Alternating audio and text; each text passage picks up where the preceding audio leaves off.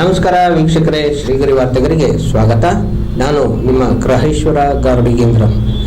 ದಿನಾಂಕ ಮಾರ್ಚ್ 25, 2026ರಂದು ಹಿಂದೂ ಧರ್ಮ ಗುರುಗಳು ಮತ್ತು ಸಂಪ್ರದಾಯವನ್ನು ರಕ್ಷಿಸುವ ಸಲುವಾಗಿ ಮೌನ ಪ್ರತಿಭಟನೆ. ಸ್ಥಳ ಹಳೆಯ ಡಿಸಿ ಆಫೀಸ್ ಮುಂಭಾಗ ಮೌನ ಪ್ರತಿಭಟನೆ ನಡೆಯಿತು. ಪ್ರತಿಭಟನೆಯಲ್ಲಿ ನಿಖಿಲೇಶ್ ಎಂಎಂ ಸಂಸ್ಥಾಪಕರು, ಹಿಂದೂ ದೇವಾಲಯಗಳ ರಕ್ಷಣೆ, ದಿನೇಶ್ ಗೌಡ, ಸತೀಶ್ ಗೌಡ, ದಿನೇಶ್ ಹಾಗೂ ಮುಖಂಡರುಗಳು ಭಾಗಿಯಾಗಿದ್ದರು. ಇವತ್ತು ನಾವು ಮೈಸೂರಿನ ಹಳೆಯ DCI ಆಫೀಸ್ ಮುಂಭಾಗ ಒಂದು ಮೌನ ಪ್ರತಿಭಟನೆಯನ್ನು ನಾವೆಲ್ಲ ಹಿಂದೂಗಳು ಸೇರಿ ಇವತ್ತು ಮಾಡ್ತಾ ಇದ್ದೀವಿ. ಇದಕ್ಕೆ ಕಾರಣ ನಮ್ಮ ಏನು ಹಿಂದೂ ಸ್ವಾಮೀಜಿಗಳಿದ್ದಾರೆ ಅವರ ಬಗ್ಗೆ ನಮ್ಮ ರಾಜಕಾರಣಿಗಳು, ಸಾಮಾನ್ಯ ಜನರು ಕೂಡ ಹಗುರವಾಗಿ ಮಾತಾಡುವಂಥ ಕೆಲಸ ಇವತ್ತು ನಿರಂತರವಾಗಿ ನಡೀತಾ ಇದೆ. ಇಂಥ ಒಂದು ಮಾತುಗಳನ್ನು ಆಡಿದಂಥ ಸಂದರ್ಭದಲ್ಲಿ ನಮ್ಮ ಹಿಂದುತ್ವಕ್ಕೆ ಮೊದಲನೇದಾಗಿ ಧಕ್ಕೆ ಬರ್ತದೆ, ಮತ್ತು ನಮ್ಮ ಸ್ವಾಮೀಜಿಗಳಿಗೂ ಕೂಡ ಧಕ್ಕೆ ಬರುವಂಥ ಕೆಲಸಕ್ಕೆ ರಾಜಕಾರಣಿಗಳು ಕೈ ಹಾಕ್ತಾ ಇದ್ದಾರೆ. ಇಂಥ ಒಂದು ಹೇಳಿಕೆಗಳನ್ನು ಈ ಕೂಡಲೇ ನಿಲ್ಲಿಸಬೇಕು. ನಿಲ್ಲಿಸಲಿಲ್ಲ ಅಂತಂದರೆ ಯಾರು ಹಗುರವಾಗಿ ಮಾತಾಡ್ತಾರೋ ಅವರ ವಿರುದ್ಧ ಒಂದು ಉಗ್ರವಾದ ಪ್ರತಿಭಟನೆಯನ್ನು ನಾವು ಮಾಡಬೇಕಾಗ್ತದೆ.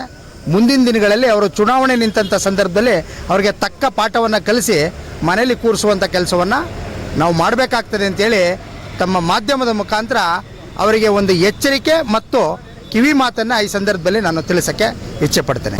ಎಲ್ರಿಗೂ ನಮಸ್ತೆ. ಇಂದು ನಾವು ಏನು ಮೌನ ಪ್ರತಿಭಟನೆಗೆ ಎಲ್ಲರೂ ಸೇರಿದ್ದೀವಿ. ಇದು ಏನು ಉದ್ದೇಶ ಅಂದರೆ, ಯಾವುದೇ ಸ್ವಾಮೀಜಿಗಳ ಬಗ್ಗೆ ಯಾರೂ ಕೂಡ ನಾಗರಿಕರು ಒಂದು ಪಬ್ಲಿಕ್ ಪ್ಲ್ಯಾಟ್ಫಾರ್ಮಲ್ಲಿ ಅವ್ರ ಬಗ್ಗೆ ಮಾತಾಡಕೂಡ್ದು ಅನ್ನೋದು ಒಂದು ಉದ್ದೇಶ. ಇದರಲ್ಲಿ ಸುಮಾರು ಮೈಸೂರು ನಾಗರಿಕರು ಸುಮಾರು ಒಂದು 200-300 ಜನ ಬಂದು ಸೇರಿದ್ದಾರೆ. ಇವತ್ತಿನ ದಿವಸ ನಾವು ಯಾರೂ ಒಬ್ಬರು ಸಾಮಾನ್ಯ ಮನುಷ್ಯರು ಅಂಥ ದೊಡ್ಡ ಸ್ವಾಮೀಜಿಗಳ ಬಗ್ಗೆ ಮಾತಾಡೋಕ್ಕೆ ನಾವು ಯಾರೂ ಕ್ವಾಲಿಫೈ ಆಗಿಲ್ಲ.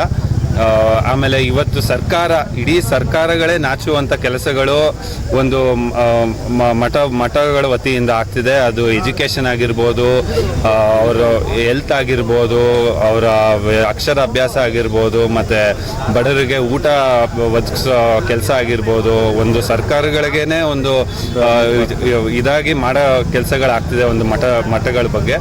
ಆದರೆ ಅವರು ವೈಯಕ್ತಿಕವಾಗಿ ಅವ್ರದ್ದು ಏನೇ ಅಭಿಪ್ರಾಯಗಳಿದ್ರು ಸ್ವಾಮೀಜಿ ಜೊತೆ ಹೋಗಿ ಚರ್ಚಿಸಿ ಮಾತಾಡ್ಬೋದು. ಅದು ಬಿಟ್ಟು ಒಂದು ಪಬ್ಲಿಕ್ ಪ್ಲ್ಯಾಟ್ಫಾರ್ಮಲ್ಲಿ ಮಾತಾಡೋದನ್ನ ನಾವು ಖಂಡಿಸ್ತೀವಿ. ಅದಲ್ಲದೆ ಇವತ್ತಿನ ದಿವಸ ನಾವು ಭಾರತ ಇಷ್ಟು ಚೆನ್ನಾಗಿರೋಕ್ಕೆ ಕಾರಣನೇ ನಮ್ಮ ಗುರುಗಳೇ, ಎಲ್ಲ ಧರ್ಮದ ಗುರುಗಳಿಂದನೇ ಇದು ಸಾಧ್ಯ ಆಗಿರೋಕ್ಕೆ ಸಾಧ್ಯ. ಸೊ ನಮ್ಮ ಕಳಕಳಿಯ ಮನವಿ ಏನಂದರೆ, ನಾವು ಯಾರ ಬಗ್ಗೆನೂ ಮಾತಾಡೋಕ್ಕೆ ಇಷ್ಟಪಡಲ್ಲ. ಅಟ್ ದ ಸೇಮ್ ಟೈಮ್ ಬೇರೆಯವರು ನಮ್ಮ ಗುರುಗಳ ಬಗ್ಗೆ, ಯಾವುದೇ ಧರ್ಮದ ಗುರುಗಳಾಗಿರ್ಬೋದು, ಅವ್ರ ಬಗ್ಗೆ ಮಾತಾಡಿದ್ರೆ ನಾವು ಅದನ್ನು ಸಹಿಸಲ್ಲ. 100% ಖಂಡಿಸ್ತೀವಿ. ಇದೇ ಥರ ಕಂಟಿನ್ಯೂ ಆದರೆ ಮುಂದಿನ ದಿನಗಳಲ್ಲಿ ಇನ್ನೂ ದೊಡ್ಡ ಮಟ್ಟದ ಪ್ರತಿಭಟನೆ ಮಾಡ್ತೀವಿ ಅನ್ನೋದಕ್ಕೆ ಹೇಳಕ್ಕೆ ಇಷ್ಟಪಡ್ತೀವಿ. ಈಗ ಸರ್ಕಾರಗಳೇನಾದ್ರು ಈ ಥರ ಸಾಮಾಜಿಕ ಜಾಲತಾಣದಲ್ಲಿ ಈ ಥರ ತೇಜೋವಧೆ ಮಾಡೋದಕ್ಕೆ ಕಾನೂನು ಹಾಕಬೇಕು ಅಥವಾ ಕಡಿವಾಣ ಹಾಕಬೇಕು ಅಂತ ಒತ್ತಾಯ ಮಾಡ್ತೀವಿ. ನಾವು ಕಾನೂನು ಅದು ಆಗ್ಬೇಕಾ ಬೇಡವಾ ಅನ್ನೋದು ನಾವು ಹೇಳೋಷ್ಟು ದೊಡ್ಡವರಲ್ಲ, ಇಲ್ಲ ಒತ್ತಾಯ ಮಾಡಲ್ಲ. ಬಟ್ ಅವರ ಪರ್ಸನಲ್ ಕ್ಯಾರೆಕ್ಟರ್ ಚೇಂಜ್ ಆಗಲಿ ಅಂತ ನಾವು ಕೋರ್ಕೋತೀವಿ. ಬಿಕಾಸ್ ಕಾನೂನು ಪನಿಷ್ಮೆಂಟ್ ಕೊಡೋದು ಅದೆಲ್ಲ ಇದೆ. ಬಟ್ ಆದರೂ ಒಬ್ಬರು ಅವರ ವೈಯಕ್ತಿಕವಾಗಿ ನಮ್ಮ ಹಿಂದೂ ಧರ್ಮದವರು ಹಿಂದೂಗಳೇ ಮಾತಾಡಬಾರ್ದು ಅನ್ನೋದಕ್ಕೆ ನಾನು ಹೇಳಕ್ಕೆ ಇಷ್ಟಪಡ್ತೀನಿ. ಸೇವ್ ಹಿಂದೂ ಟೆಂಪಲ್ಸ್ ಅನ್ನೋ ಒಂದು ಸಂಸ್ಥೆ ಅಡಿಯಲ್ಲಿ ಇವತ್ತೇನು ನಾವು ನಮ್ಮ ಗುರು ನಮ್ಮ ಹೆಮ್ಮೆ ಅನ್ನುವಂಥ ಒಂದು ಕಾನ್ಸೆಪ್ಟ್ ಇಟ್ಕೊಂಡು ಹೋಗ್ತಾ ಇದ್ದೀವಿ. ಇದು ಯಾವುದೇ ಒಬ್ಬ ಧಾರ್ಮಿಕ ಗುರುವಿನ ಪರವಾಗಲ್ಲ ಅಥವಾ ಯಾವುದೇ ಒಬ್ಬ ವ್ಯಕ್ತಿಯ ವಿರುದ್ಧವಾದದ್ದಲ್ಲ. ಇದು ಒಟ್ಟು ಒಂದು ಸಂದೇಶ ಕೊಡುವಂಥ ಒಂದು ಉದ್ದೇಶ ಅಷ್ಟೇ. ಅಂದರೆ ಒಂದು 4 ಗೋಡೆ ಮಧ್ಯೆ ನೀವು ಮಾತಾಡಬೇಕಾದ ವಿಚಾರಗಳನ್ನು ಸಾರ್ವಜನಿಕ ವೇದಿಕೆಗಳಲ್ಲಿ ಚರ್ಚೆ ಮಾಡಿ ಸಮಾಜದಲ್ಲಿ ಪರ ವಿರೋಧ ಚರ್ಚೆಯನ್ನು ಹುಟ್ಟಾಕುವಂಥದ್ದೇನಿದೆ ಅದು ತಪ್ಪು. ಅಂಥ ವಿಚಾರಗಳಿಗೆ ಯಾರೂ ಆಸ್ಪದ ಕೊಡಬಾರದು ಅನ್ನುವಂಥದ್ದು. ಯಾಕಂದರೆ ನಮ್ಮ ಸ್ನೇಹಿತರು ಹೇಳ್ದಂಗೆ ಅಕ್ಷರ ಅನ್ನ ಆರೋಗ್ಯ, ಇದು ಮಠಮಾನ್ಯಗಳ ಒಂದು ಸೂತ್ರ.